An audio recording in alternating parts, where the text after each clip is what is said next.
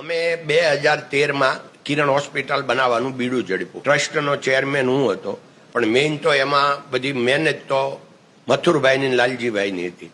અમે લોકો બીજા કોઈ કામ માટે નરેન્દ્રભાઈને મળવા ગયા, ત્યારે એ સીએમ હતા ગાંધીનગર. તો એમ કીધું કે સાહેબ તમારે હિસાબે અમને જગ્યા તો હોસ્પિટલ માટે મ્યુનિસિપાલિટીએ આપી દીધી છે, નામે થઈ ગઈ, પણ હજી પજેશન નથી આપ્યું. આપ એક ફોન કરો ને તો અમને પજેશન આપી દે, કારણ કે અમારે એમાં 100 કરોડ રૂપિયા વાપરવાના છે. એટલે અમને તો એમ કે આપણે 100 કરોડ કહેશું એટલે સાહેબ બહુ ખુશ થઈ જશે.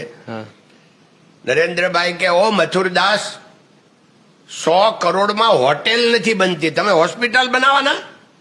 એ અમને પૂછે ભાઈ 100 કરોડમાં હોટેલ બને? કોણ કે બને? તો કે ભાઈ તમે 500,000 કરોડનો પ્લાન કરો, આવું ન ચાલે.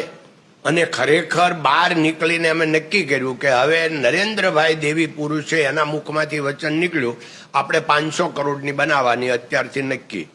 અને તમને જાણીને આનંદ થશે કે 2017માં નરેન્દ્રભાઈએ ઓપનિંગ કર્યું તો એ 500 કરોડને ખર્ચે. ત્યારે હોસ્પિટલ રેડી હતી અને એમણે જ ઓપનિંગ કર્યું.